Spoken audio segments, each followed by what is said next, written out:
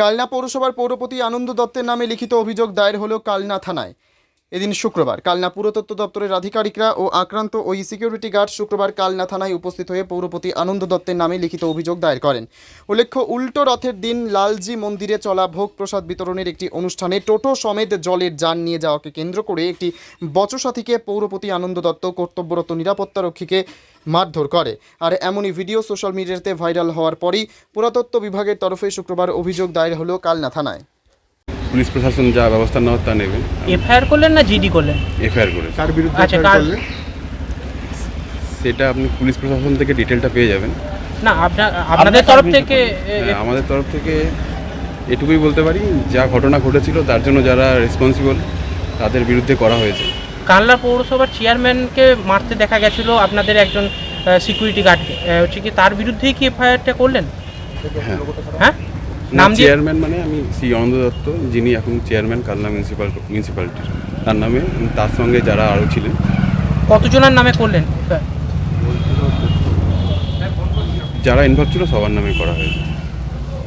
কি অভিযোগ করলেন, মানে কি বিষয়ে করলেন? যেই ঘটনাগুলো ঘটেছে সব বিষয়ে আমি পুলিশ প্রশাসনকে সমস্ত বিষয়টা ডিটেলে জানিয়েছি এবং ফর্মাল অ্যাপ্লিকেশন সমেত এফআইআর রেজিস্টার করা হয়েছে। ডিটেলটা আপনি কাইন্ডলি পুলিশ প্রশাসন থেকে নিয়ে পেয়ে যাবেন। কি মনে হয় পুলিশ প্রশাসন কি কোনো ব্যবস্থা নেবে? নিশ্চয়ই, আমার অফিস থেকে এর থেকে বেশি বলার পারমিশন নেই। আপনি বাকিটা প্লিজ পুলিশ প্রশাসন থেকে নিয়ে নেবেন, আর আমার হায়ার অথরিটি থেকে আপনি বাকিটা ইনফরমেশন পেয়ে যাবেন। হ্যাঁ, কিছুটা তো আছে, কিছুটা ওরকম কন্ডিশনই রয়েছে। উনি একজন পুরপ্রধান, একজন শাসক দলের মধ্যে উনি একজন রয়েছেন, তো কি মনে হয় এক্ষেত্রে যে আপনারা অভিযোগ করলে এই কি বিষয়ে ব্যবস্থা আমি কোনো নেবেন? মন্তব্য করতে পারবো না। আমি সেই অথরিটি আমার নেই। আমার হায়ার অফিসিয়াল এই বিষয়ে নিশ্চয়ই বলবেন, একটু কাইন্ডলি তার সঙ্গে কথা বলবেন, আর পুলিশ প্রশাসন আর স্থানীয় প্রশাসনের সঙ্গে একটু কথা বলেন। আজকে কি শুধুমাত্র কালনা থানাতেই অভিযোগটা দিলেন না অন্য জায়গাতেও পাঠিয়েছেন মেলের মাধ্যমে? আজকে কালনা থানাতেই অভিযোগ দেওয়া হয়েছে। কি নাম আপনার?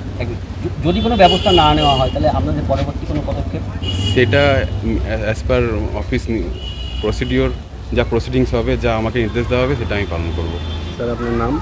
Amit Malo, senior conservation assistant, Kalna sub circle, archaeological survey of India, Kolkata সার্কেলের আন্ডারে এটা একটি সাব সার্কেল অফিস, এখানে আমি চার্জে আছি। বলছি যেটা দিয়েছে ওই receive copy. Bureau report, PB news.